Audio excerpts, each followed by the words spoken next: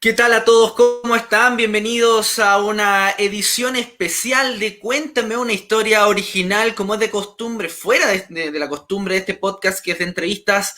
Ahora vamos a dedicar en esta edición especial completamente en vivo a través de las cuentas de Facebook y también de la cuenta de YouTube para hablar de los 25 años del álbum Invisible de la agrupación chilena La Ley, uno de los álbumes más importantes de la historia del pop rock chileno, y no solo eso, del pop rock latinoamericano que ha marcado una generación completa en la década de los 90. Nos tienen que seguir, por supuesto, para poder conversar, para poder mandar sus preguntas a través del YouTube, que estamos completamente en vivo. Cuéntame una historia podcast, original podcast, y también en Facebook una historia original podcast para que puedan estar ahí mandando sus preguntas a nuestros invitados, que es el caso de Luciano Rojas, ex bajista de la banda, que también fue parte importante ahí de la formación original en los primeros años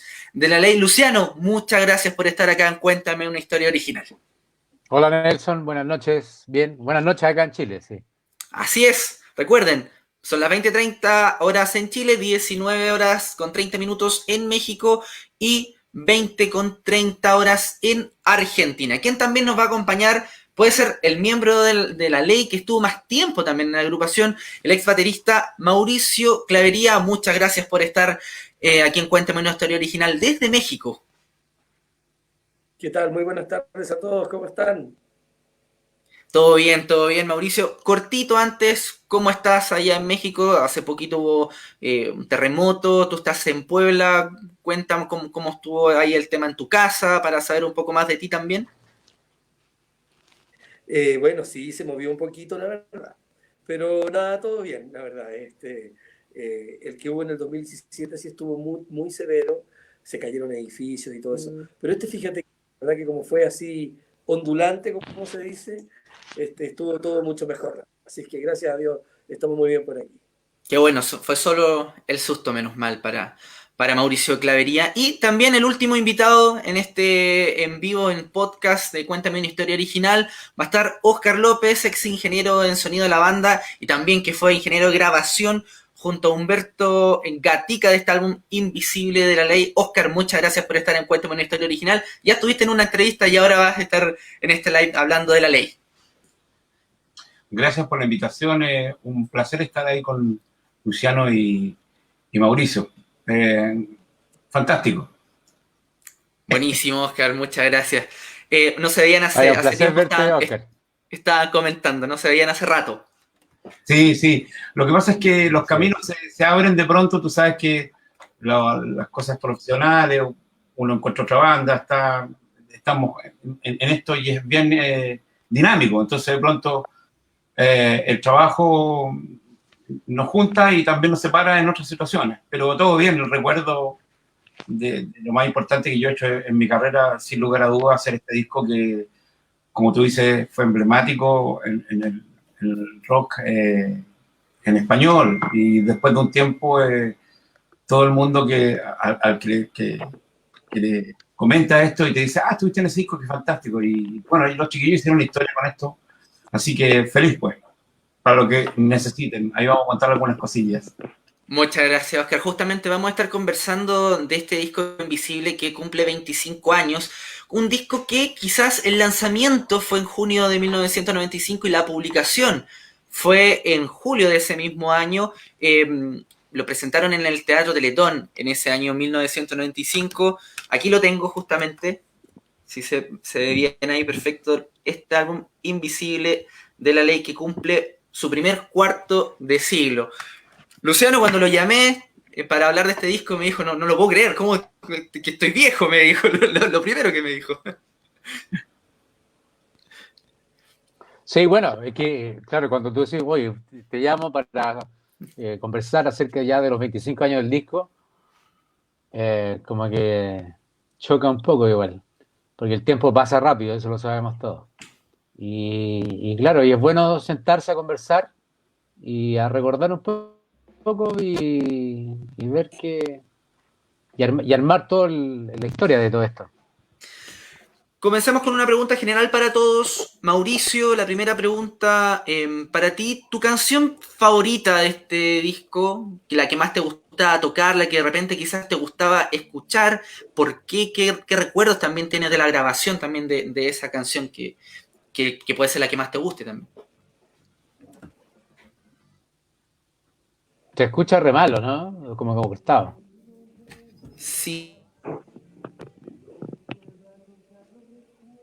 Clavería está congelado.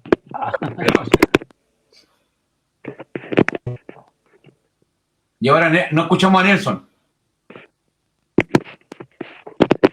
A ver, Nelson, ¿estás ahí? ¿Ahí me Ahí sí. escuchan? Sí, claro. Ahora sí, ya. Luciano, ahora la pregunta para ti. ¿Qué canción era la que más te gustaba tocar, tu canción favorita de este disco? ¿Qué recuerdos quizás tienes en la composición y también en la grabación en estudio? Quizás alguna anécdota. Mira, Nelson, no te escucho muy bien, lamentablemente. No entendí la pregunta. ¿Me escuchan ahí, muchachos? ¿Me escuchan bien? Yo te escucho bien, sí. Yo te Sí. escucho súper bien. Luciano. No, yo te escucho como pixelado. Veamos, a ver, vamos a ver. Pero Oscar me escucha. Mauricio, tú me escuchas bien, ¿cierto? Sí. Yo te escucho bien. No me escuchan bien. Ahora, A ver, déjame, se de repente soy yo. Por eso, Déjame un poquito. claro, por eso porque se frisea todo. Aquí. sí, lo que pasa es que Mauricio está entrecortado ahora. Recién entró, pero está entrecortado. Se frisea todo. ¿Ahí?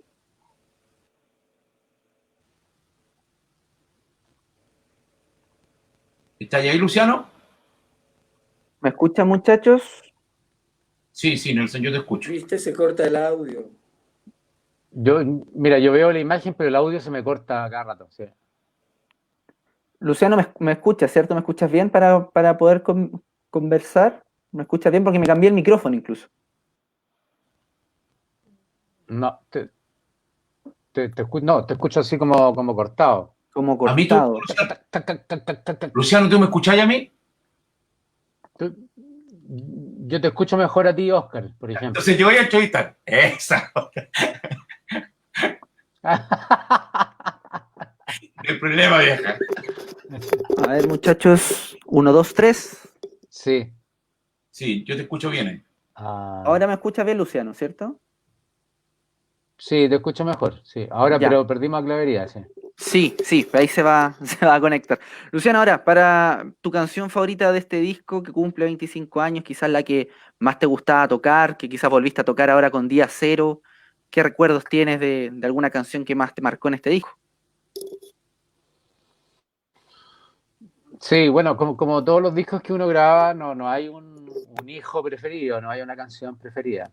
Particularmente con este disco Invisible, que fue hecho con una situación bastante especial, fue hecho con un sentimiento muy profundo, yo creo que en el fondo todos los que participamos de este proyecto, como que tratamos de dar lo mejor de cada uno por un momento bastante particular. Entonces, es difícil elegir una canción preferida. Sin duda, la que primero recuerdo es El Duelo, porque es una canción que dejó el Andrés en la carpeta, digamos, y nosotros fuimos los herederos de poder como reencarnarla en ese sentido.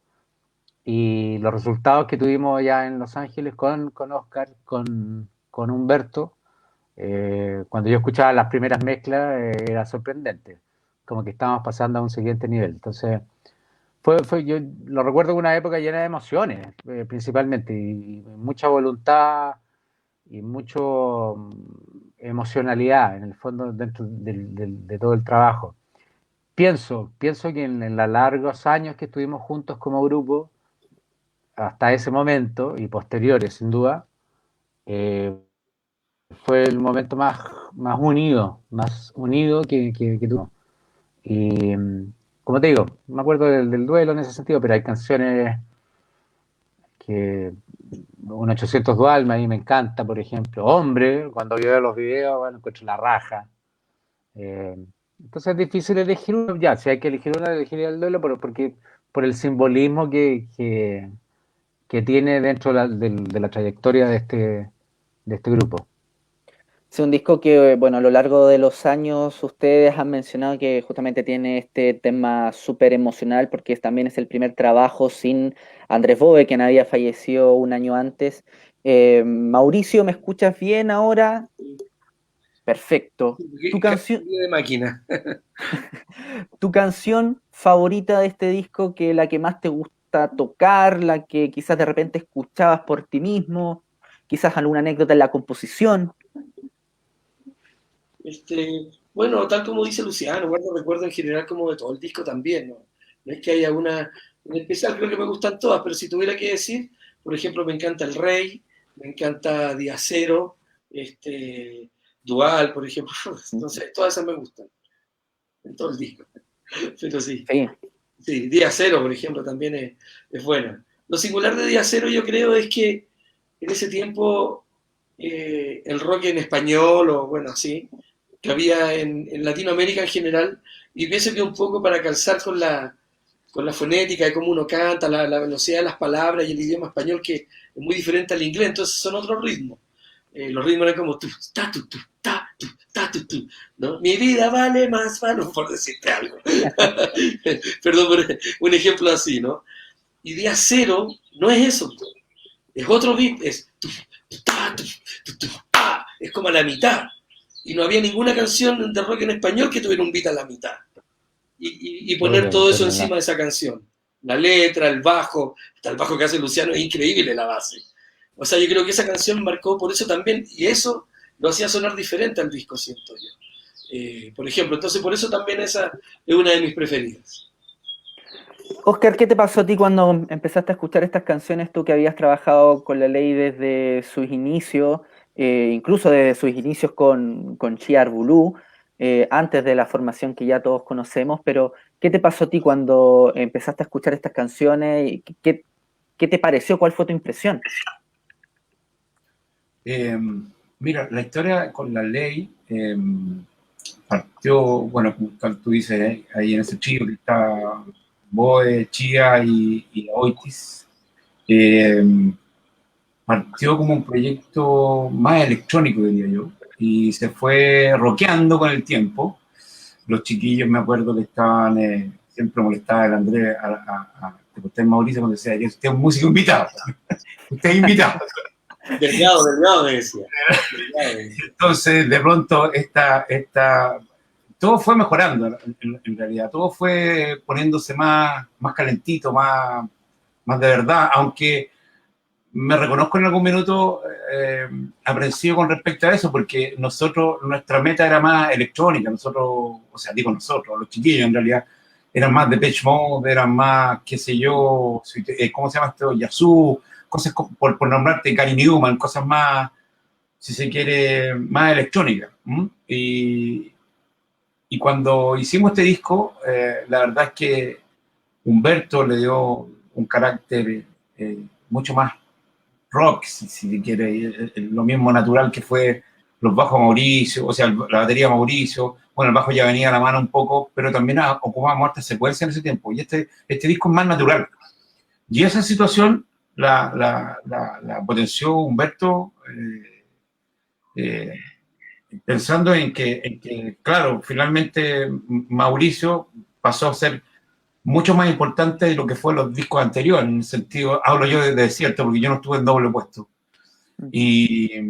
Y tampoco estuve en el otro donde viene Tejedor Ilusión, ¿no es cierto? El homónimo. Pero, claro, donde se luce más, digamos, más lo natural, digamos, la batería, por así decirlo, y los instrumentos más naturales, es invisible. O sea, diría yo que un disco redondito, o sea, es como un disco, es cálido,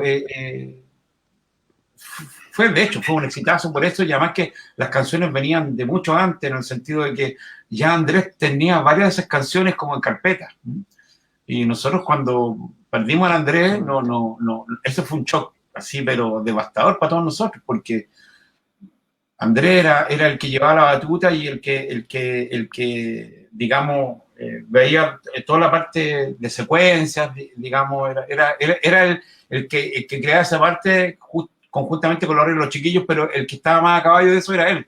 Entonces nosotros tuvimos que tomar una situación, sobre todo Luciano, recuerdo, que cuando nos metíamos en las baterías, te acordás, en la calle, estábamos como para atrás, poder descifrar cómo estaban las secuencias. A ese nivel te estamos hablando. Entonces, de repente, para nosotros fue todo eso, toda la pared del disco invisible fue bastante estresante. Y junto con la pérdida del Andrés, ¿no es cierto? Se nos vino que nos quedamos sin el Andrés y sin el que aglutinaba, porque el Andrés era el que te llamaba la mañana por teléfono, te decía, oye, viejita, vente a comerte un sanduchito conmigo, vente a la piscina, y después vamos a grabar algo, o vente al ensayo. Era el que movía los hilos. Entonces fue por lo mismo que dice, lo que Luciano dice, que la cosa es emocional, absolutamente. Ese disco fue emocional, vivimos cosas heavy, ¿cachai? Y pretendíamos seguir con nuestro ritmo de vida, esa es la verdad. De las canciones, ¿qué te puedo decir? Al igual que los chiquillos, Día Cero, Animal, El duelo, hombre. Claro, el duelo, hombre que también ahí hay algo harto de Pedro, sobre todo con las cosas, las guitarras, que fue el aporte de alguien que venía con ganas de hacer algo distinto, ¿te fijas tú? Así que, nada, es un disco, hay hartas cosas que contar acerca del disco, pero démosle. Mauricio, ¿alcanzaron a grabar algo con Andrés? Quizás algún demo, tengo entendido que guitarras quizás de 1800 Dual, pero quizás algún demo alcanzaron a grabar con él. Bueno, para el disco Invisible sí alcanzamos a hacer cosas, ¿no es así, Luciano? Que grabamos con Andrés los primeros demos del duelo, por ejemplo, que grabamos, Día Cero también. Creo que estaba Andrés también ya para esa última etapa, de que eran muy el génesis de la canción, digamos, no era lo que se escuchaba después ya terminado, ¿me explico? Eran como los loops un poco de las diferentes partes y bueno, eso. Sí, claro, si Andrés participó en el disco Invisible, en toda esa parte. Claro, de hecho, por ejemplo, esas secuencias estaban ahí en esta máquina. Y nosotros, por ejemplo, cuando se fue Andrés, digamos, tuvimos, como te decíamos, que meternos a la máquina para dilucidar cómo estaban esos arreglos, que después hicimos los demos. ¿Recuerdas tú que esos demos los grabamos en Anachena, tengo entendido, ¿no?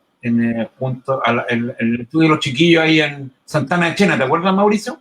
Sí, claro. Ahí hicimos cosas y también hicimos cosas donde la mamá de Alejandro Sanfuentes, que tenía en Colina, y nos prestó su casa y la convertimos en un estudio y empezamos a ensayar ahí, y ahí nos llevamos acá y en PC, me acuerdo, el W30, y empezamos a meternos ahí, empezamos a trabajar nosotros lo que había que empezar a hacer, o sea, a empezar a programar y hacer todo de vuelta. Sí, la verdad que son muy buenos recuerdos, porque yo creo que Andrés fue una persona que en lo personal yo aprendí mucho de él, de eso de la tecnología, por ejemplo, ¿no? Él fue un guía para mí en las programaciones y todo, y después ya empecé a comprarme mis propias baterías electrónicas, unas Alesis, ahí me compraba medias chacalonas, pero las programaba, ¿no? Así nació Prisioneros de la Piel, por ejemplo, viene de ahí, de una SR16 Alesis. La entrada de batería, ¿viste? Y Andrés como que me guió hacia la programación y todo. Con sonidos Roland ahí. Claro. Y bueno, cuando perdimos a Andrés, como dices tú, puta, mi querido Chico López, weón, puta. Ahí empezamos nosotros a tomar las astas porque había que hacerlo nomás. Pero sabíamos. ¿Me escuchan ahí? Perdón, ¿me escuchan ahí? Pero sabíamos un poquito, ya habíamos aprendido algo, le pegábamos un poquito. Y Luciano, te escuchamos. Acabo de volver porque estaba todo muy interrumpido. No hay problema. Sí, es que BTR acá funciona increíble. Es una compañía de internet. Está difícil ese tema. Le tengo como 14 demandas ya. Bueno, oye, yo Luciano, recuerdo. Perdón, dale. Preguntaba si, por ejemplo, Mauricio decía que había algunos temas que había alcanzado a grabar el Andrés, que incluso Día Cero había llegado con alguna idea con Andrés. ¿Qué recuerdas tú de algo que quizás habían hecho con él? Quizás habían grabado algún demo del duelo, quizás Tengo entendido también las guitarras de 1800 Dual, algo dejó también él. Sí, bueno, y lo que yo recuerdo, y Mauricio me puede ayudar ahí, es el hecho de que con Andrés, las ideas que dejó él heredadas en nosotros fue la canción El Duelo, parte de lo que fue después 1800 Dual, Día Cero también. y ayúdame Mauricio. ¿Y Día Día Cero Cero también? Sí. Día Cero también porque Y Día Cero, lo claro. sí. Entonces, son cosas que sí, que habíamos hecho juntos antes de su fallecimiento y que estaban obviamente en maqueta y cosas así. Y lo que me preguntas tú, Nelson, bueno, a lo mejor que alguna cosa quedó grabada por ahí, pero yo no me acuerdo mucho, la verdad. Oye, Pero eso fue como material. la herencia Luciano, que dejó el Andrés en ese disco. Dígame. Luciano, yo tengo la duda, creo que Animal, la secuencia, esa guitarra como secuencial. Ah, perdón, Animal. Animal. Pero la tocaron. Sí. Animal la tocaron. Muy bien, Oscarín. Sí. Sí. Animal, Esa secuencia- claro que sí. Sí, Esa Animal también era casi completa. Claro. Incluso hay imágenes en YouTube, uno puede ingresar a YouTube en el último concierto de Andrés y tocan Animal ese día. Claro. Sí. No, es que Animal, tiene razón el Chico López. Animal fue la que casi completa, fue como hecha por Andrés. Yo Día recuerdo que el Cero, duelo Día Cero tal vez la no, ¿eh? complementamos con algunas cosas. Día Cero yo creo que es de Coti y Mauricio. Sí, esa fue ya cuando volvió Coti. Y un 800 Dual también la complementamos con algunas cosas. Pero la más completa que quedó en la herencia de Andrés fue como Animal. Y el caso de Rock and La Roll, estrofa que también la habían estado tocando. Sí, también. Sí, claro. Rock and Roll que la habían tocado incluso en Viña Pero yo del siempre consideré 94. Rock and Roll como un vacilón que nos pegamos juntos, ¿eh?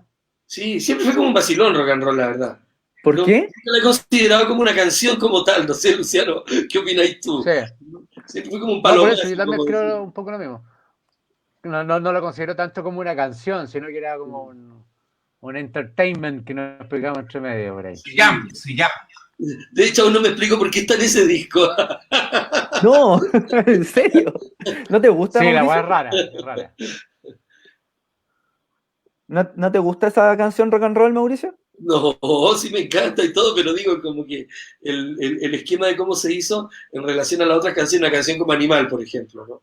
O como Día Cero también, digamos, son canciones muy estructuradas, muy trabajadas, me explico, muy pensadas, digamos, para cada parte y todos los puentes, etcétera, etcétera, la tecnología que se usó en cada canción y todo. Y Rock and Roll no es eso, es una canción completamente orgánica de 1, 2, 1, 2, 3 y tum, tum, tum, tum. O sea, era como eso, me explico. Pero bien, la tocábamos, me acuerdo. Nos iba bien con esa. Sí le gustaba a la gente cuando lo tocábamos. Oye, perdón, lo voy a sacar un poquito del tema. ¿Sabes lo que pasa, Nelson? Creo yo que cuando colocan las imágenes de la ley en vivo, que son preciosas, están súper buenas, ahí es cuando se me empieza a cortar la weá, amigo, ¿no? ¿En serio? Ya, le vamos a pedir a no Miguel, nada. que nos está ayudando como... Ahí está, mira, perfecto. Mira, ya empiezo a escuchar perfecto. Buenísimo. Oscar, ¿con quién...? Perdón, pero no es culpa mía, es de BTR, ¿eh? No hay problema, no hay problema. Hashtag. Sí, Vamos a hacer un hashtag. BTR y la concha de su madre. BTR y la concha de su madre. Buenísimo. Oscar, ¿qué recuerdos tienes quizás con quién trabajaste más de la banda? ¿Con quién era que era más tu partner en la producción, o sea, en la ingeniería, si se puede decir de alguna forma?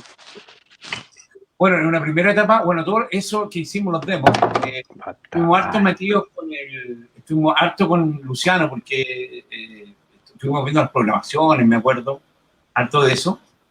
Y cuando logramos darle cierta estructura a las canciones, me recuerdo, no tengo ideas vagas de repente de lo que pasó, la verdad, pero me recuerdo que con Luciano trabajamos harto. Después más en el estudio estuvo el Beto más con nosotros. No se perdía sesión, los chiquillos fueron grabando sus partes, digo, dentro del disco. Y algunos, qué sé yo, tuvieron 2 semanas, después volvieron a estar juntos a las mezclas. De pronto yo viajé de vuelta con Beto para terminar las mezclas como asistiendo a Humberto. De hecho, fue el último que hicimos juntos. Y en esa primera etapa, sí, pues, y ahí, por ejemplo, qué sé yo, recuerdo cuando hicimos los demos antes de... Y ensayamos también antes. Ensayamos, me acuerdo, en la CCD también, ¿te acuerdas o no? Para un show que teníamos en Acapulco. Oye, Que fue un show de Pedro, sí, que tenemos un sí, compromiso sí, de eso oye, Acapulco. pero lo que yo me acuerdo mucho de que la gran parte lo compusimos, no sé si la ensayamos o la compusimos en Colina, ¿te acordáis? Una parcela claro. que se subió a un puente. Justamente lo que decía Mauricio, absolutamente, Claro, sí. claro. Estuvimos como 2 semanas ahí, harto rato.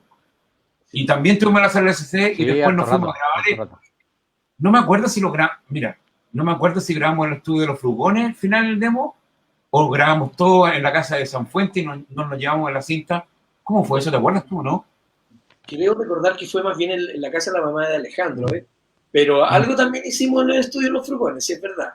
También hicimos algunas cosas por allá. Yo creo Un ensayo, a lo mejor. yo creo que por los tiempos, escúchame, yo creo que por los tiempos en el sentido de que por el equipamiento que se necesitaba en aquella época, era lógico que nos hubiésemos metido al estudio de los Frugones después de haber ensayado todas estas cosas y lo grabamos ahí. O sea, yo recuerdo incluso, Pues, yo puede recuerdo ser, incluso puede que ser. el mismo día Sí, nosotros creo que está teníamos avión para irnos a Los Ángeles a las 5 de la mañana, una cosa así. Y yo terminé de mezclar los demos como las 3. No, Fui a mi casa, me acuerdo. Me pegué una ducha y en el aeropuerto. Y Andaba ahí con hasta el aeropuerto. Oscar. Y ahí llegamos el DAT para los demos con... llegamos con el DAT ahí para entregárselo a Humberto. Claro, en la cinta de edad. Sí, sí. Eh, De hecho, en- me he encontrado con algunas canciones, ¿se acuerdan, por ejemplo, 10.000 botellas en el mar?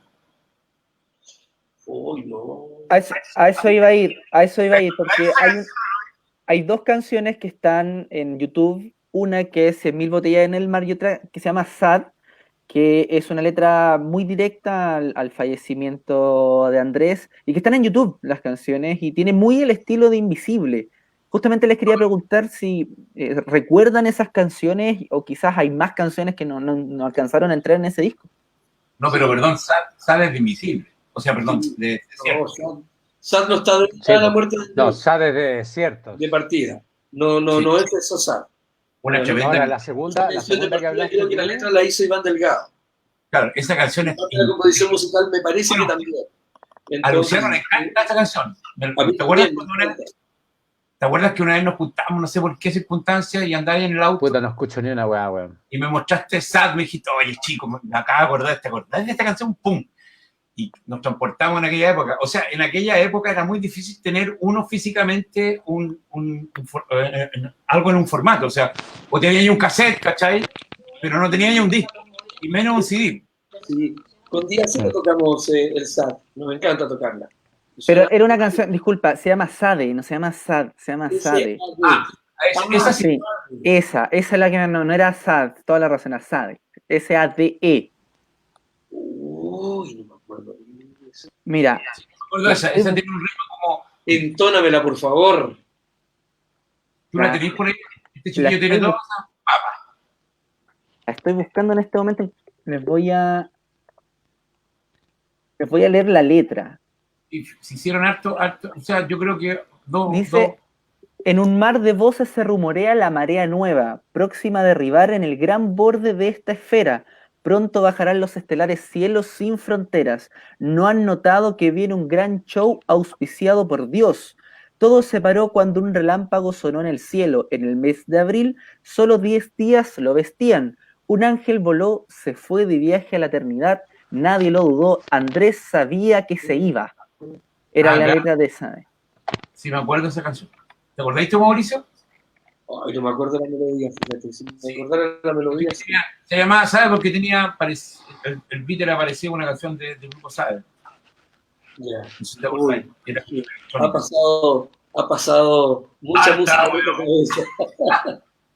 No, pero no tienen recuerdos de esa, de quizás más canciones que no entraron. Yo me acuerdo de esas dos. Luciano quedó ultra freeze, mírenlo. Luciano está con el tema. Mira, esa es la canción Sade, A ver, échatela. para que la escuchemos.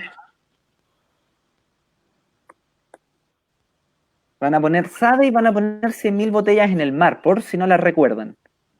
Parece que Oscar se acuerda un poco. Sí.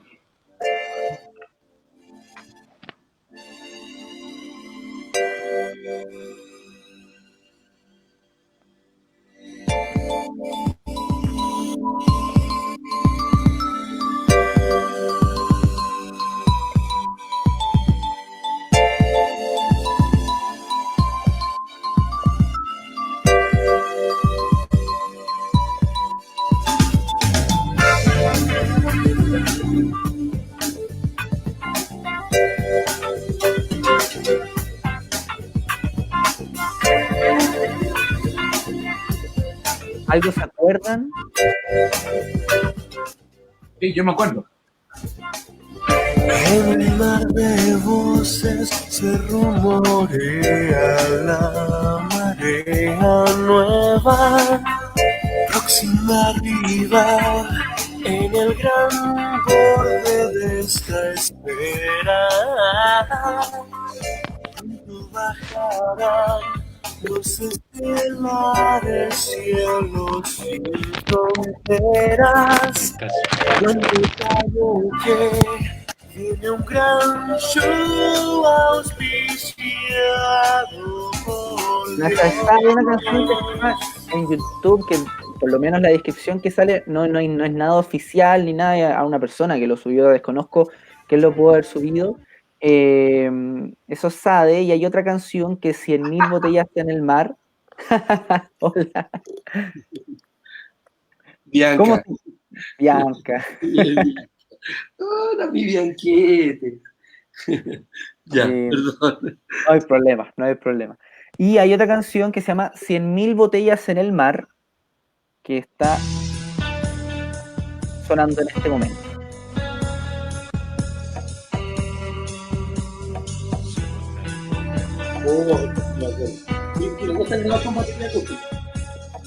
¿Te acordaste de la otra, no?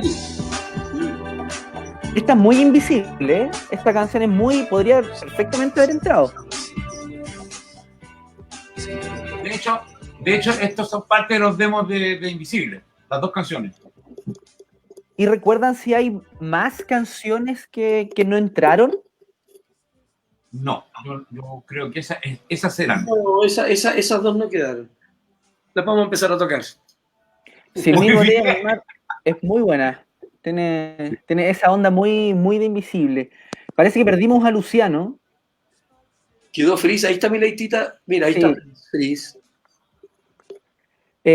Muchachos, para salir un poco de lo musical, quiero ir quizás a un tema que en ese tiempo se hablaba, que ustedes decían a través de las entrevistas que fue un disco que costó mucho que saliera. No sé si te acuerdas, Mauricio, y corrígeme por favor, quizás el tema con el nombre. ¿Hubo algún tema con la familia de Andrés para que pudieran sacar el nuevo disco? Por lo menos la prensa de esa época hablaba, ustedes hablaban como banda que era un disco que les costó mucho sacarlo por temas legales incluso. No, mira, la verdad, nunca tuvimos un problema con la familia de Andrés, en absoluto. Es más, nos Ya. dieron toda la ayuda y todo, y nos pusimos de acuerdo para adquirir nosotros nuestra parte de lo que correspondía de nombre en este caso, ¿no? Lo que fue la asociación BOVE, nos pusimos de acuerdo con ellos, por supuesto, hubieron abogados y todo, tratando de resolver eso, ¿no? Para también rescatar un poco todo el legado de la música, de lo que Andrés había alcanzado a componer para este disco también, pero créeme que nunca tuvimos un problema, más bien fue una cosa como de tiempo, porque eso se demora, ¿me explico? Hay que esperar a que todas estas cosas bajo aspectos legales también se tengan que resolver y muchas veces demoran 3 meses, 5 meses, como cosas por el estilo, ¿me explico? Pero como te digo, nunca tuvimos un problema. De hecho, un hermano mayor de Andrés, no me acuerdo el nombre, él fue el que se encargó de hablar con nosotros por parte de sus padres y de sus otros hermanos y todo. Entonces, no, la verdad que todo bien con eso. Tal como te digo, fue más el trámite burocrático que hizo que eso se retrasara, digamos, ¿no? Y nosotros estábamos empezando a trabajar con Warner Music Ese disco Claro. fue el primer disco que hicimos con Warner Music de México, básicamente. Claro, ahí hay no sé si un problema, pero había que esperar un tiempo para que Polygram, que en este caso era la disquera anterior, Para cambiar a Warner. Eso sí, para cambiarse a Warner. Ese fue un esa tiempo. historia sí te la puedo contar. Esa historia te la voy a contar porque está re buena.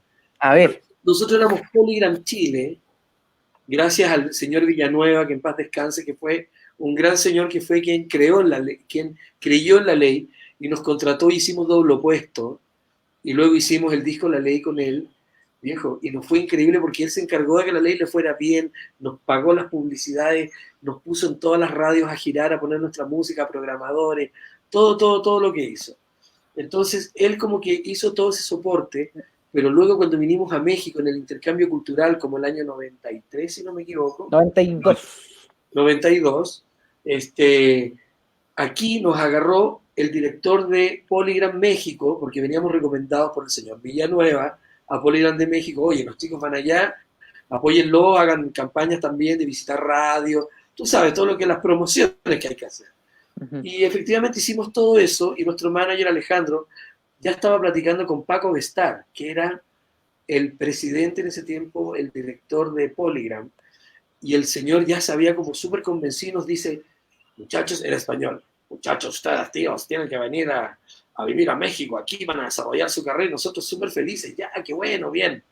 Y suponte tú que era septiembre, ¿no? Y dijo, en marzo próximo, ustedes tienen que estar aquí ya viviendo y todo así. Nosotros, imagínate, súper contentos, o sea, íbamos de Polygram Chile, íbamos a saltar a Polygram México y todo, y el tipo nos había prometido el oro y el moro. Y ponle tú llega a diciembre, una cosa así, y de repente nos cae con la noticia Sanfuente, nos dice, puta, es que no quiero falsear la historia, pero así es como yo la recuerdo, ¿ok? Ya, no hay La problema. cosa es que Sanfuente a veces nos dice, chicos, les tengo pésimas noticias. Paco de Estar dice que no, que ya no le quiere entrar aquí a la ley a México, que no le quiere invertir y que no, pero ¿cómo? Si los estábamos listos, o sea, ya no íbamos a ir, qué sé yo, con mi familia, yo tenía mi hija mayor y mi hija recién nacida chiquita. Entonces, nos íbamos a, ya, bueno, y de repente dice, no, el día dice que ya no le interesa la ley, así que se quede en el Polygram Chile nomás. Hoy nos vino como un súper bajón porque, imagínate, habíamos retrocedido de que teníamos que empezar de vuelta todo, una cantidad de promoción con México y nos había ido bien en ese intercambio cultural. Entonces, ahí llega a Alejandro Sanfuente y por supuesto empieza a tener reuniones y dice, viejo, aquí si no nos quieren tenemos que tratar de llegar a México a toda costa. Él fue uno de los grandes impulsores de que la ley viajara a México. Entonces, teniendo muchas reuniones con diferentes personas, incluso con gente de ese sello discográfico, al final Julio Sanz, que era presidente de Warner Music México, pero que fue presidente en Chile también de EMI, creo, en los 80, conocía al grupo y conocía a Alejandro. Y él dijo, yo estoy dispuesto a que ustedes se vengan a Warner Music de México. Y me vas a creer que él compró nuestro pase. Como los futbolistas. Igual que un futbolista compró ese pase. Y aquí viene la historia divertida por los que según sé. Y Luciano me puede corroborar con esto. Ahora que entró. Está peleando con BTR, Luciano, todavía. Todavía. Viejo, ahí tuvimos que parar todo. Dijimos, bueno, esperar, y esperamos como, ¿cuánto esperamos, Oscar, para eso? Esperamos como 6 meses después. De 3 meses saltamos a 6 meses, 7 meses. De hecho, yo me recuerdo que en ese minuto yo me fui porque estaba medio precario, necesitaba estar trabajando en otra cosa. Claro. Yo tenía una gira en aquella época con Miriam, que se cayó ¿te acordás? Se me cayó esa gira porque vino el huracán. Todo. Sí. Un Andrew, me acuerdo, en Estados Unidos. Bueno, el asunto es que yo recuerdo que Polygram, acuerdo que hicimos un último disco con ellos. El de la teleserie, dices tú, Cara de Dios. Junto con varios, un EP, donde venían unas mezclas que había hecho Humberto con Andrés, de canciones ya desiertas, yo no recuerdo cuánto. Era más bien eso. Claro, sí. Se llamaba Cara de Dios, y ahí yo con Andrés grabamos, y ustedes grabamos el Cara de Dios, que fue por una teleserie. Ese fue el último trabajo que hicimos para Polygram. Claro, así fue. Y aquí es donde viene el mito urbano, porque es un mito urbano, por eso digo, no me consta que haya sido así, pero dice de que Julio Sáenz compra la ley y la ley, ¡pum!, nos venimos, viejo, a México, y la rompimos en ese tour, viejo, cuando nos vinimos, que fue como a los 8 o 7 meses después. Nos fue increíble, viejo, llenamos todos los lugares, todos los clubes, o sea, todo, empezamos a llenar todo, pero lugares pequeños, pero discotecas, así, pero los llenamos. Tocamos en una discoteca que se llamaba Medusa, ¿te acuerdas? Sí, sí, estuve en el 93 con ustedes, me acuerdo que hicimos, ¿te acuerdas del antro ese, La Diabla, el Bulldog? También. Diabla, el Bulldog, hicimos todos los clubes emblemáticos de México, de Monterrey, Tijuana, o sea, todo. Nos recorrimos a Cuernavaca, la Baby Rock en Acapulco. Olvídate. La primera vez que fuimos, eso sí, cuando fue el intercambio, creo, ¿te acuerdas cuando fuimos a un lugar que se llama Valle de Bravo? Sí, pues cuando tocamos en Avándaro se llama, un club de golf que tocamos ahí. Sí, y otra vez también tocamos. Así, un lago, así, nice. ¿Cómo se llama esto? Cuando pelean los gallos, ¿cómo se llaman? Sí, los palenques. Hicimos un palenque chiquitito, ¿sabes? Me acuerdo. Sí. No, empezó increíble, Nelson. Después del disco. Y resulta que ahí la ley, aquí en México, empezó a crecer muchísimo. Y lo empezaron a tocar en todas las radios, me iba muy bien con eso. Y creo que ahí, de Polygram Holanda, llamaron a Paco Bestar y le dicen, oye, ¿qué pasó con este grupo que la ley? ¿Cómo que están con Warner? Sí, los dejé ir. ¿Cómo los dejé ir? Sí, jefe, los vendí. ¿Cómo los vendiste? Y dicen que eso le costó el puesto a este señor, el mito urbano. Dicen que ¿Y tú crees que es cierto? se fue a vivir a Miami. Me parece que sí, porque se rajó a Miami a los 2 meses. Y eso nos llegó de muy buena fuente por gente, no sabe, siempre esas cosas se saben entre casas disqueras. Me parece que eso le pasó al señor Paco Bestar. Bueno, a lo mejor eran otras cosas, qué sé yo. Pero decían de que gran parte, o tal vez una de las partes por la que pasó, eso fue porque dejó ir a la ley. Porque no midió, y eso le puede costar, claro, a un director de una casa discográfica le puede costar el puesto, obvio. Si se te va un artista que a los 2 meses está, si nosotros vendimos más de 1 millón de discos de ese disco aquí en México. Sí. Entonces, claro, se le fue las manos porque habíamos, como a los 2 meses que salió el disco, ya habíamos vendido un chico, como decimos aquí, de disco. Entonces, esa es la anécdota que les quería. Está buenísima. Porque, bueno, ustedes en la prensa de la época dicen que justamente le costó mucho sacar ese disco.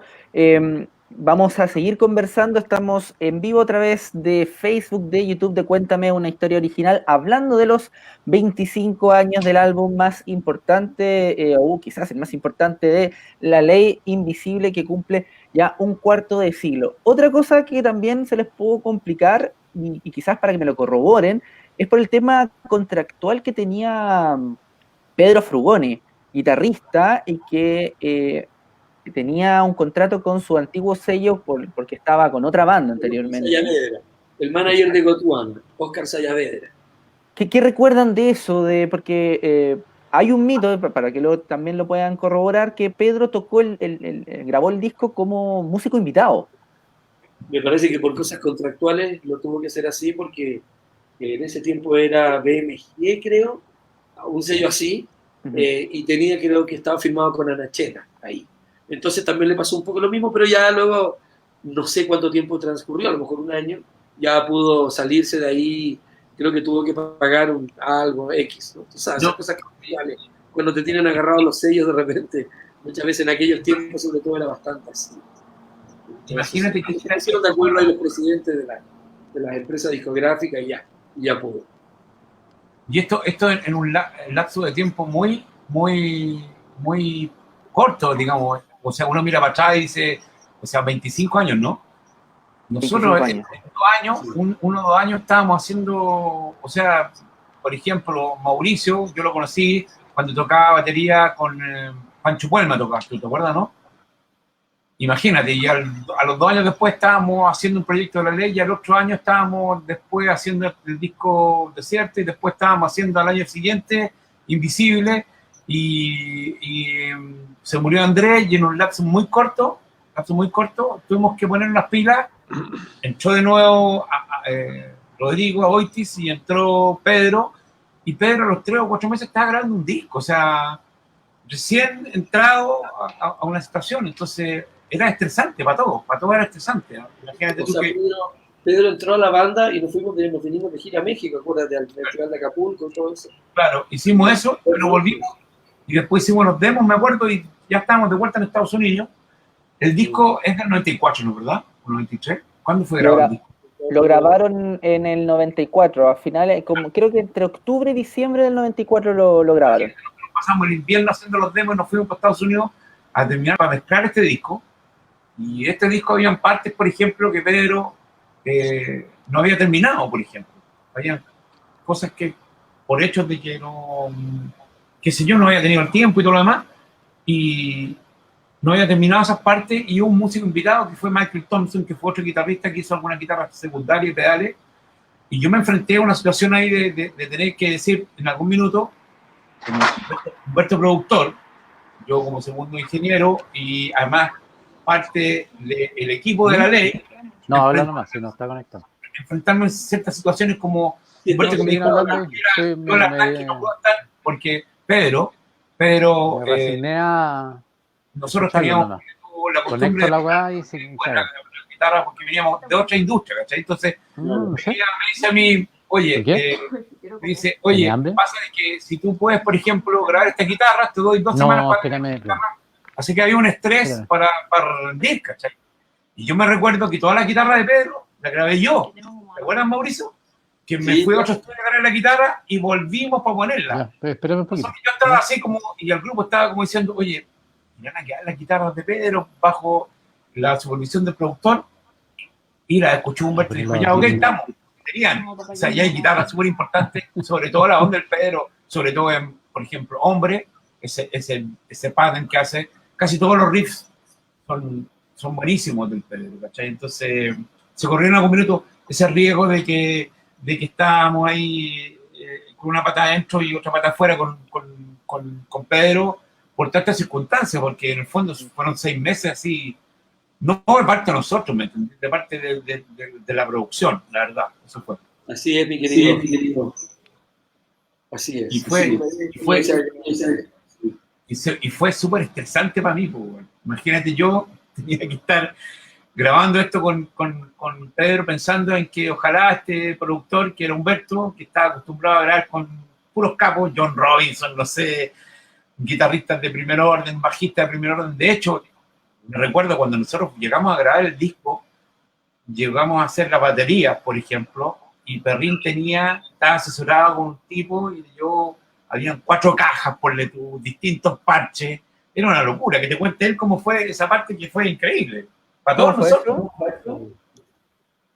Sí, fue una gran experiencia, la verdad. Claro, cuando llegamos me fui con Piro a Drum Doctors, me acuerdo, donde el Ross Garfield, a buscar baterías. Me mandó para allá Humberto Gatí, que me dice, ándate aquí donde este amigo, este flaco, le renta baterías a todo el mundo aquí. Así que ve ahí, seleccionate unos buenos kits. Pero en serio, sí. Imagínate, era como entrar a una chocolatería, a la mejor tienda de juguetes del mundo. Y llegamos ahí a ese galpón que se llama Drum Doctors, y el dueño se llama Ross. Entonces fuimos para allá y me dice, ¿vas a grabar con Humberto? Sí, ya me habló por teléfono, sí. Mira, aquí tienes para elegir. Dijo, era una cantidad, 50 bombos, 100 cajas, 2000 toms, no sé, todos los fierros del mundo, todo. Me acuerdo. Y me puse a elegir unas baterías, ahí elegí unas bonitas baterías, unas vintage, otras más modernas, unas tarolas, ahí unas cajas, buenos platillos, todo. Y al otro día apareció todo eso en el estudio. Llegó en una camioneta y lo depositó todo ahí. Y ahí empezamos a probar sonidos con Oscar, como dice él. Lo que eran los sellos antes, ¿eh? Sí. Fíjate que lo mío, la grabación de las baterías duró poco. Yo empecé a grabar en una tarde, tipo a las 4 de la tarde. Me acuerdo que empecé a grabar, terminamos como a las 7, 8, estaba un poquito cansado yo. La noche antes había salido. A echar unas copiñas por ahí. Entonces, grabé de 4 a 7, 8 de la noche. Y al otro día me dijo, ya mijito, nos juntamos mañana temprano. Y el otro día nos juntamos temprano, a eso a las 10 de la mañana, 11 de la mañana. Y a las 3, 4 de la tarde ya estaba afuera, ya había grabado todo el disco. Y fue bien, me acuerdo que recibí una felicitación de Humberto, me dijo, oye cabro, está bueno eso, te la sacaste rápido igual.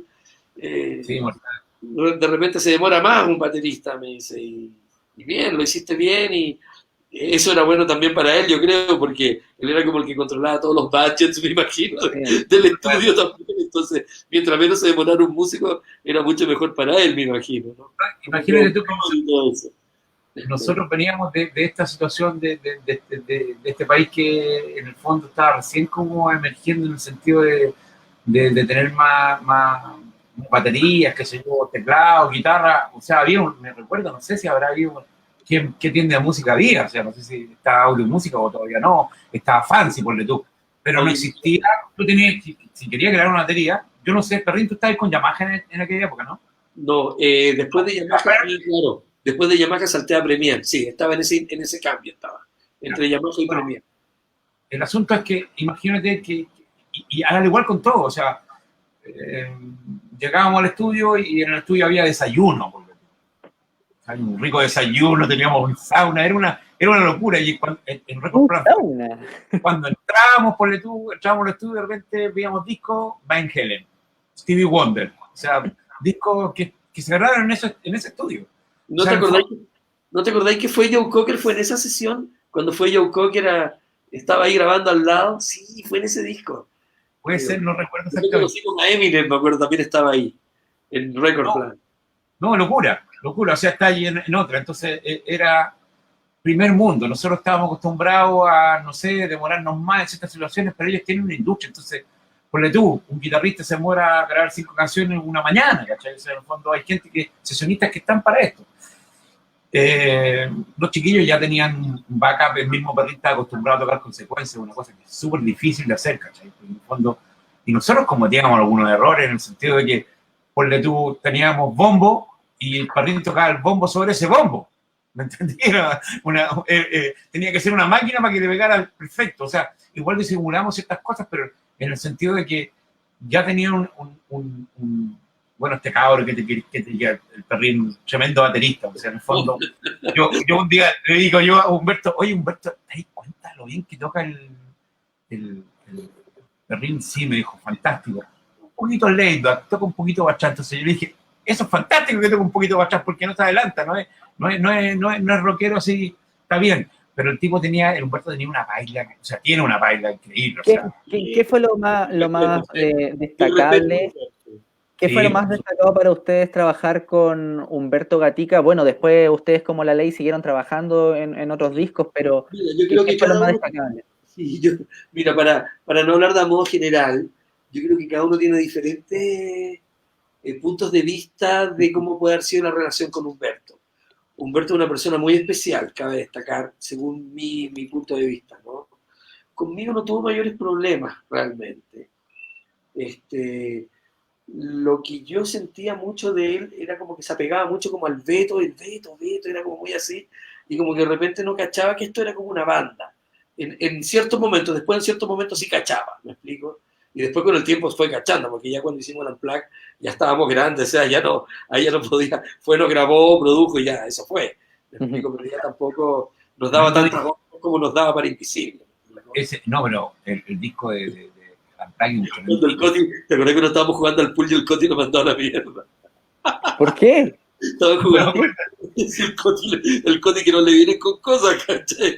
Creo que estaban apostando, no sé, por decirte, es que esas son las cosas de Humberto, una anécdota, ¿no? Pero estábamos jugando la mesa de pool en Record Plan, entre canción y canción. Jugando pool, yo los miraba, no, porque a mí no me gusta jugar pool, pero miraba cómo jugaba. Con la cerveza al ref, yo los miraba. Entonces habían apostado, no sé, por decir, estaba Piro jugando, me acuerdo. No sé, pues $20 apostaron. Por decirte, así una plata así, ¿no? $20, y a lo mejor hasta menos. Entonces estaban jugando y de repente el Coti como que le pega la pelota, ¡no! ¡Trampa! Y salta Humberto así como, ya, pero calmado, ¿qué pasó? No, es trampa y me debes $20 y se puso así como súper... Y el Coti dijo, dale para allá, ¿no? ¿Qué te pasa? Estamos jugando, le dijo. O sea, como que no sé o no quiere hacer un poco apasionado. Se la cree, o sea, viejo, tampoco... Estamos jugando al pool, le dijo, ¿qué te pasa, Humberto? Cálmate, Chas, cálmate. Sí. No, fue como así un poco, como que se sulfuró el señor, ¿no? Claro, tenía unas cosas así, pues, era un artista, era más artista que nosotros. Él era un artista ahí. Nosotros éramos músicos, grabábamos, todo íbamos a grabar. Él era el artista. Él era el rockstar ahí. Lo que pasa es que Humberto tiene un carácter, hace mucho tiempo que no lo veo, pero él las situaciones, por ejemplo, te las planteaba y te decía claramente, oye, esto puede ser, esto no puede ser, o vamos a hacer esto de esta manera, y él estaba acostumbrado a llevar una cosa de una manera. Es como si nosotros, por ejemplo, Claro, es como, que es como si sabía. nosotros, claro, el tipo tenía clarito cómo hacer la cosa. Nosotros veníamos para acá y teníamos todas esas presiones de que, oye, éramos más campesinos, no sé, éramos más ignorantes, ¿cachai? Pero Entonces, de repente, no, pero totalmente. todo bien. O sea, Sí, nosotros una habíamos buena una persona, fuerza. la verdad. Yo no tuve Y problema.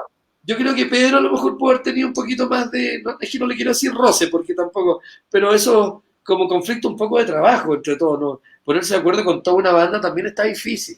Y ser el productor y tal como te digo, de repente tienes tus preferidos dentro de la banda también. ¿Me sí, explico? claro.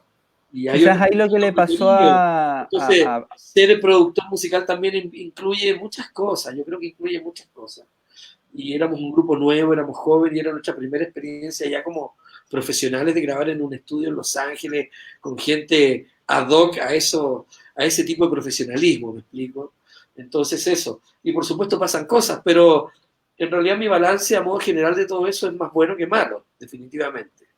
No, claro, o Quizás sea, si uno pasó con algo con respecto a que como tenía músicos de apoyo, Humberto, por ejemplo, el de Michael Thompson, quizás Pedro sintió algo en ese aspecto. Tal vez no, no sé. Me parece que no, Pedro es pero la persona que ojo, tendría que ojo, que en el contestar fondo, eso.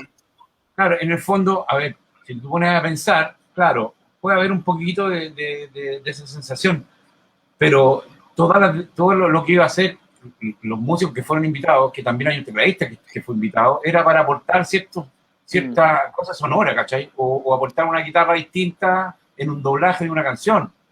No es que, no es O sea, que, Pedro fue el que dirigió todas las guitarras, y él dirigía a Michael Thompson también. En algunos claro, o sea, arreglos, iba Pedro y le decía, mira, trata de tocarlo de esta forma porque así lo hice yo, así lo compuse esta parte. Y Michael Thompson, bueno, como que era amigo Michael Thompson con Pedro. Me acuerdo que hablaban por hora, se quedaban hablando afuera del estudio mientras estábamos grabando sí, una no, batería, por claro, sí, ejemplo. en el fondo O sea, no era que había una rivalidad tampoco, ¿me explico? no, para nada, pues, sí, el tipo era Pero a la hora de un grabar un arreglo, por ejemplo, a la hora de grabar un arreglo, claro, de repente Pedro hizo unos tracks y a lo mejor Michael también hizo otros tracks y había que fusionar esas dos capas, me explico, claro. y guitarras. Entonces, bueno, ahí como el productor él era el que tenía que mediar frente a eso. Pero como te digo, la verdad que fue un trabajo bastante bien y en ese tiempo las disqueras tenían mucho dinero también para invertir en un artista.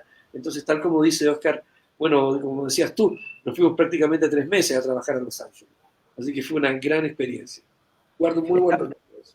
Estamos en vivo para Cuéntame una historia original a través de Facebook, una historia original podcast y también a través de YouTube Live con Cuéntame una historia original podcast, hablando sobre los 25 años que cumple este disco de La Ley Invisible. Está Mauricio Clavería, ex baterista, está Oscar López, ex ingeniero en sonido de la banda y lamentablemente por temas técnicos hemos perdido también a Luciano Rojas, quien estuvo en un principio, tuvo algunos problemas con el internet y no ha podido conectarse de la mejor manera.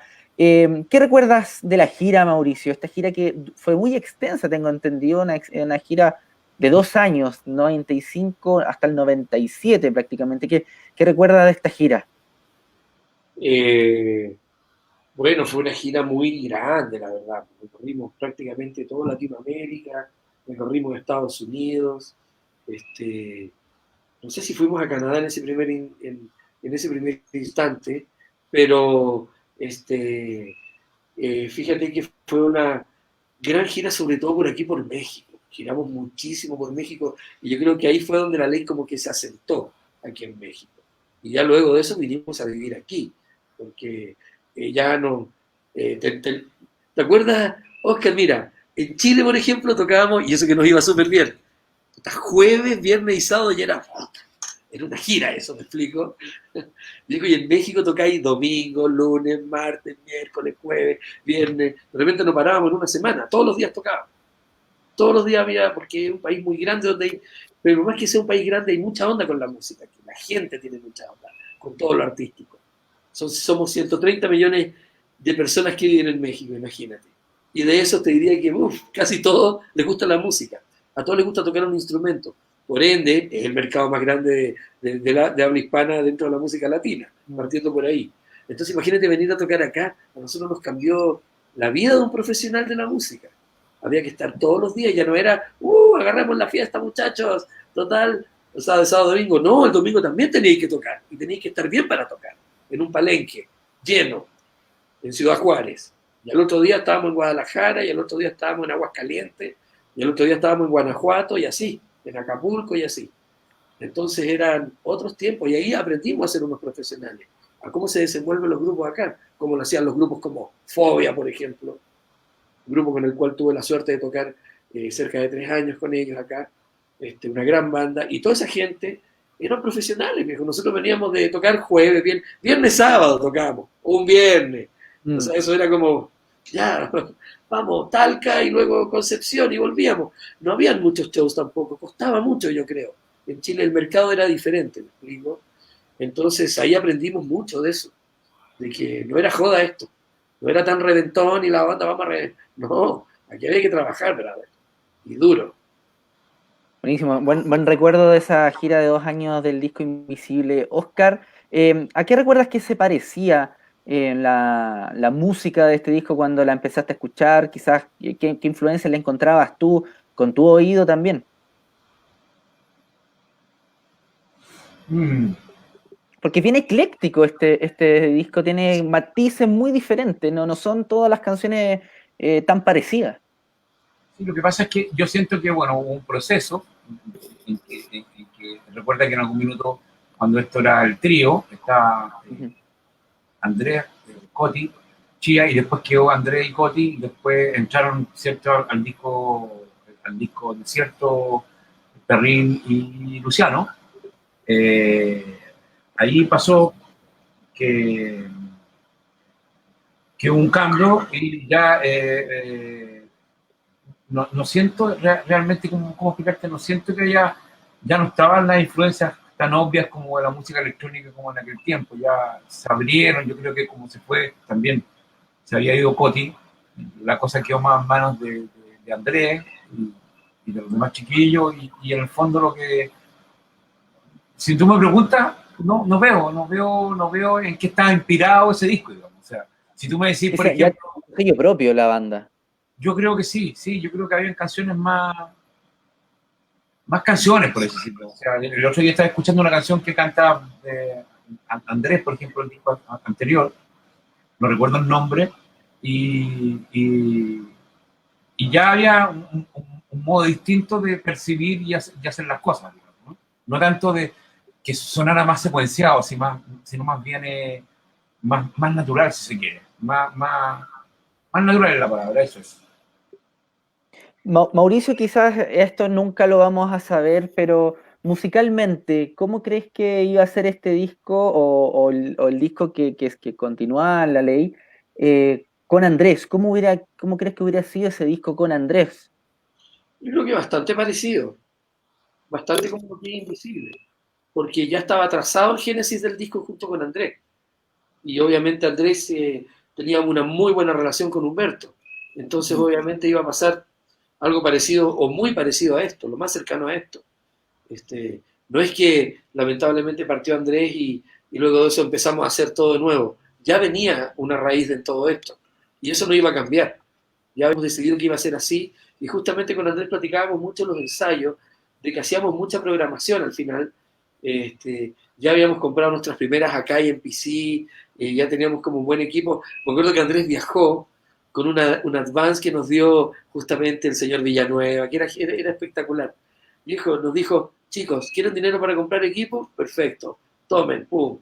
Y Andresito vino antes de entrar a grabar Invisible, obviamente, antes que él partiera, vino a comprar equipos Marshalls, compró unos cabezales, le compró un equipo a Luciano, a todos nos compró un equipo, ya, cada uno que necesita. Y yo le dije, mira, yo tengo una batería súper buena, tenía una Yamaha exquisita, pero necesito batería, tráeme cosas electrónicas, tráeme pads electrónicos, tráeme programadores, tráeme secuenciadores, baterías electrónicas, módulos, y todo eso me trajo. Y más encima trajo la MPC 60 de Akai, y era una maravilla, uno de los mejores programadores que me tocó hacer, una de las mejores programaciones que me tocó hacer ahí. De ahí salieron muchísimas canciones de La Ley, de la MPC. Muchísimas, hasta el disco Vértigo, seguimos usando esa máquina, para que lo sepa. Ahora, creo que lo usamos para uno también. También, mira. Todavía, con algunos samples que quedaron guardados ahí. Mira, Sí, esa la tengo guardada yo, esa máquina. La tengo guardada como huesito santo en una bodega que tengo donde guardo muchos drum machines y baterías que ya con el tiempo, por cosas de marca, ya dejo de usar. Van todas ahí. Van en una bodega en una ciudad que se llama Atilisco, aquí cerquita de Puebla. Ahora es muy, Ahí me tiro ese PC. es Pero eso muy, fue el principio de todo. Y de ahí, con buenos equipos, empezamos a trabajar en Chile y a tocar en muy buenos lugares y todo eso, pero ya era un equipamiento mucho mejor y todo eso. es muy probable, eso sí, que no hubiera regresado el Coti a Es Boitis. que ahí viene el punto de la conversación que te quería, ahora que me acordé, porque me fui y me desvié un poquito. Justamente cuando Coti se fue, si bien trajo un W30 de Roland y el MPC 60 más todas las cosas electrónicas que yo usaba en la batería, eh, lo que pasó ahí que con Andrés hablamos y decíamos, nosotros no tenemos un tecladista ahora. Y si no tenemos un tecladista, no podemos hacer que todas esas capas de sonido estén tan fuertes en una mezcla cuando toquemos en vivo. Entonces tenemos que lucir más nuestros instrumentos. Platicábamos de eso, ¿no? Y estábamos todos completamente de acuerdo, porque así era. De hecho, la guitarra de Andrés como que subió mucho también dentro de los planos de las canciones. Y el bajo de Luciano, las figuras conmigo eran mucho más marcadas también para hacer base. Justamente por eso, porque no teníamos el teclado encima, que obviamente genera otras capas sonoras dentro de la música también. Entonces la música en la ley era como muy marcada, así como Cara de Dios, por ejemplo, que tiene ese tipo de beats, como Día Cero también. Ah, no, bueno, perdón, pero ya Día Cero vino después. Como Animal, por ejemplo. Tenía la secuencia del ton, ton, ton, ton, ton, ton, ton, ton, que es una guitarra sampleada, ¿no? Y partía desde una secuencia de teclado y luego entraba Bobe y ya Fue entraba la la misma que canción. ocuparon en Invisible, porque cuando tocaron con Andrés Animal en ese concierto, en el último concierto que él estuvo, está esa guitarra. ¿Fue la misma que ocuparon después en la grabación de Invisible? Sí, absolutamente la misma. Eran unos samples de guitarra que venían en un teclado que se llamaba W30 de Roland, que era como de los primeros workstation que se llamaron, que traía todo adentro. O sea, traía hasta baterías electrónicas, bajos, teclados, arpas, traía como multitono, era multitimbral. ¿No? Existían antes de eso esos teclados. Antes un teclado tocaba algunos timbres y eso era todo. Este ya traía baterías, traía cosas. Entonces hicimos muchas cosas. Under My Thumb hicimos también con ese teclado, si no me equivoco. Ah, Cuando hicimos la presentación de Rolling Stone ahí, cuando me llamó el Mauricio Pelayo, cuando hicimos eso de Angie y todo eso, claro. Claro. Por Sí, ejemplo, claro. de ahí uso de equipo, por eso te digo. Lo que pasa es que, Andrés, por ejemplo, era obsesionado por la cosa rítmica en el sentido que estuviera bien tocado, ¿cachai?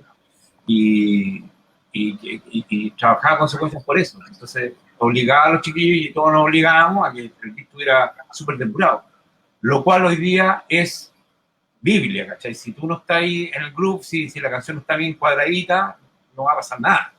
O sea, ahora todo está corregido y todo tiene que estar súper bien editado para poder competir con las cosas que son electrónicas. Si la moda, por ejemplo, está en un lado, tú no puedes tener algo desarmado. No puedes fluctuar el tiempo, que cayó el saxo en tal parte, ¿entiendes? Tiene que ser. Y eso te lo da la experiencia. Y antes de que tuvieran todas estas cosas como más secuenciadas, había músicos que tocaban con el click, ¿cachai? Porque es la única manera de que las cosas caminen bien. la verdad, estamos recordando los 25 años del disco Invisible de La Ley. Estamos junto a Mauricio Clavería, su ex baterista. También estamos con Oscar López, que es su ex ingeniero en sonido y también ingeniero en grabación, justamente de este álbum. Estábamos con Luciano Rojas, ex bajista, que, bueno, ya mencionó que tuvo problemas con el internet. Muchachos, sí, lamentablemente. Ya para ir cerrando, Mauricio, te pregunto, ¿cómo crees que ha envejecido este disco?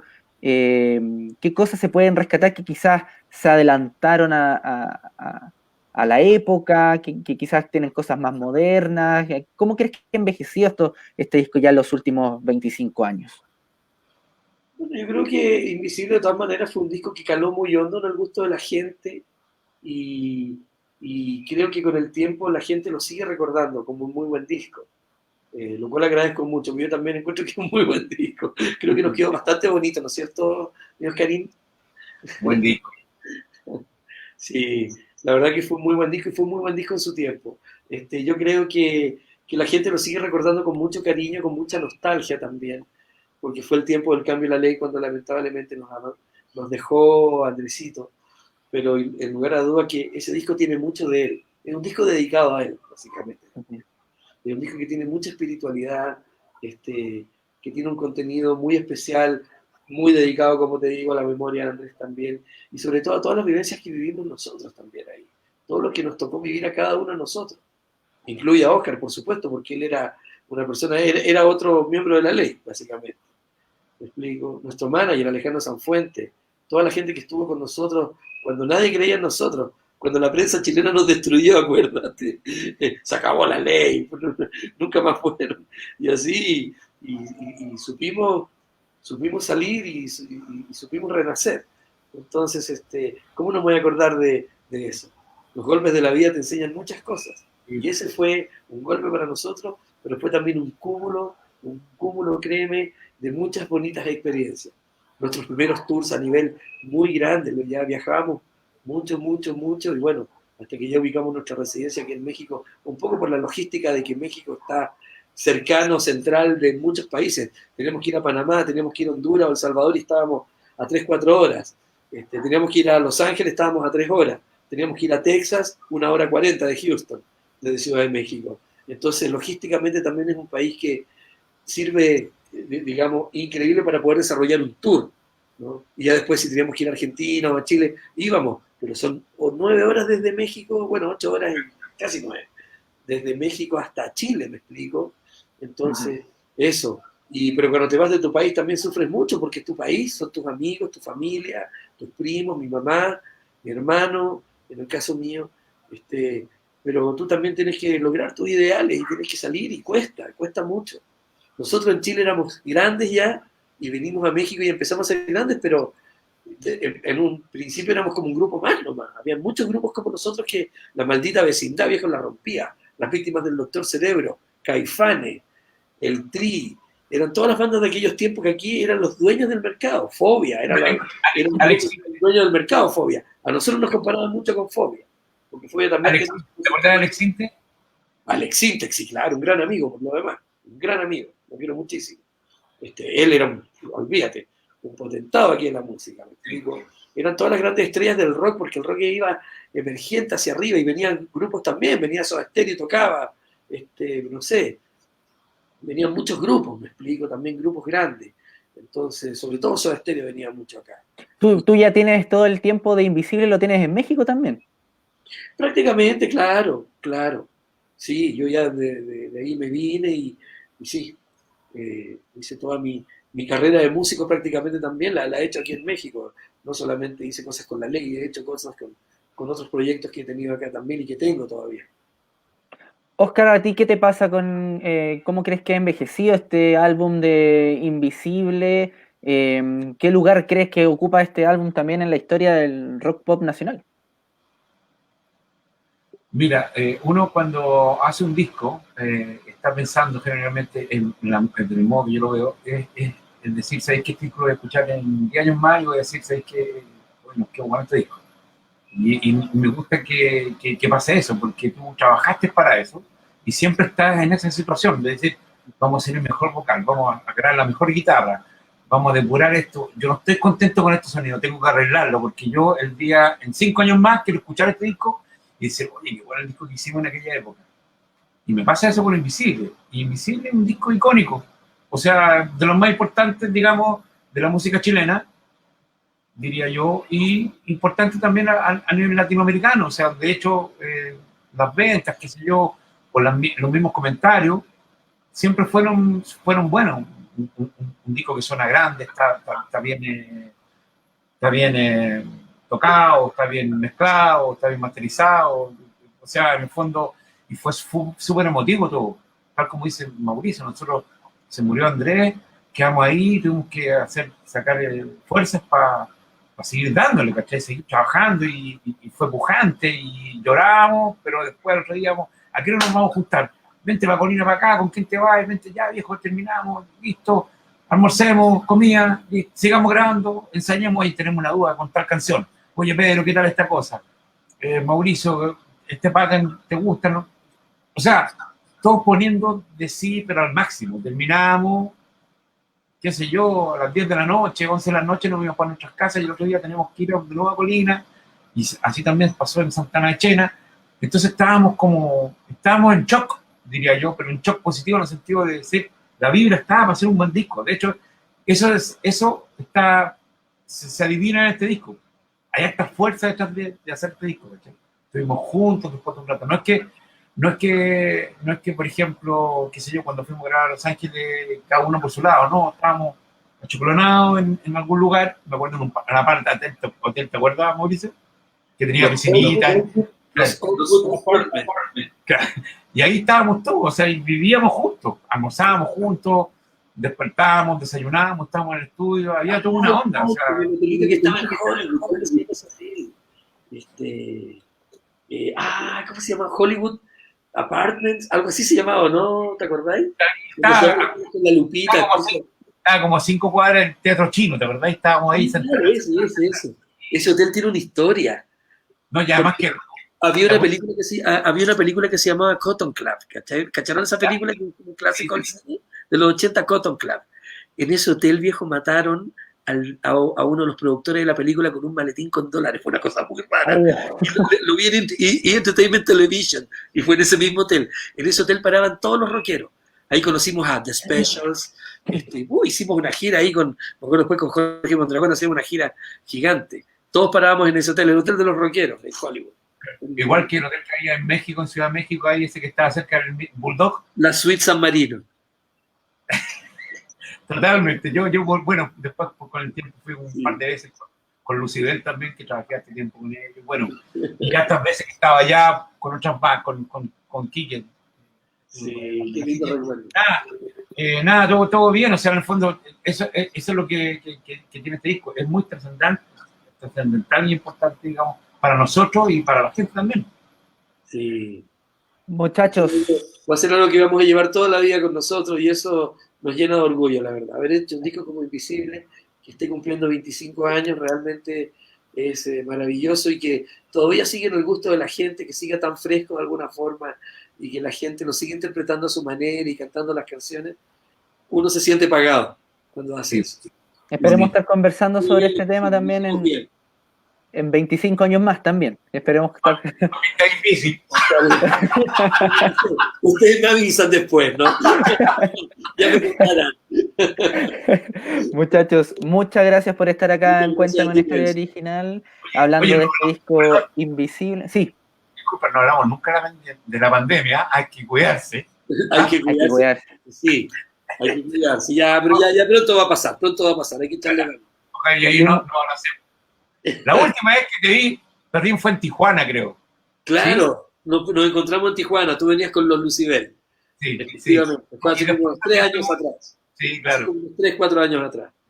Sí, que voy mucho a Tijuana, me toca ir cada cierto tiempo. Por lo menos 2 veces al año voy, 2 o 3 veces al año. Ojalá encontrarte en el camino de nuevo.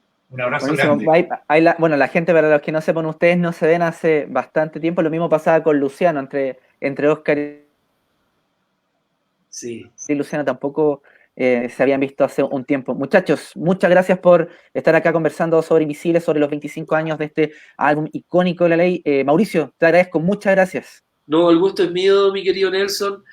Muchísimas gracias por la entrevista, espero que la gente lo haya pasado súper bien recordando lo que fue este maravilloso álbum y también por supuesto saludar a mi gran amigo Oscar López, un gran ingeniero del cual tengo que decirte que aprendí muchísimo, agradezco todas las lecciones, no solamente de tecnología, de vida también, así es que un gran abrazo mi querido Chico López, como siempre te he dicho, te adoro y un gran abrazo a todos y bueno, un gran saludo también a mi querida Laitita que ya nos dejó hace un rato atrás por culpa de BTR, pero un gran abrazo para él también y nos estamos viendo muy pronto. Cortito, Luciano, cortito. ¿Los próximos proyectos con Día Cero? Los próximos proyectos con Día Cero, mira, estamos como trabajando en canciones nuevas de momento. Eso es como lo más importante ahora, trabajar en nuevas canciones, ya tenemos varias, entonces estamos trabajando, estamos produciéndolas, estamos haciendo como los primeros bosquejos, lo que va a ser seguramente un álbum a futuro muy pronto. Perfecto, muchas gracias Oscar también, te agradezco, muchas gracias. Gracias, oye, la verdad, Mauricio, un abrazo grande, un placer, como siempre, verte y saber que estés bien. Y espero poder abrazarte pronto ahí en vivo. Y nada, gracias por haber estado juntos esta vez. La verdad es que uno tiene Bonitos bonitos recuerdos, ¿eh? recuerdos. Sí, absolutamente. Recordamos cosas bonitas, ¿eh? Sí. Buenísimo. Agradecer a todos los que estuvieron conectados con Cuéntame una historia original en las plataformas de Facebook y también YouTube. Agradecer, por supuesto, a Luciano Rojas, que estuvo un ratito, pero por problemas de internet, él mismo lo mencionó, va a quedar grabado para los que quieran ver. Bueno, no pudo seguir conectado, pero igualmente le agradecemos. Muchachos, muchas gracias. Buenas noches, que descansen. Estuvimos conversando sobre los 25 años de Invisible del disco de La Ley, aquí en Cuéntame una historia original. Muchas gracias. Chao. Chao.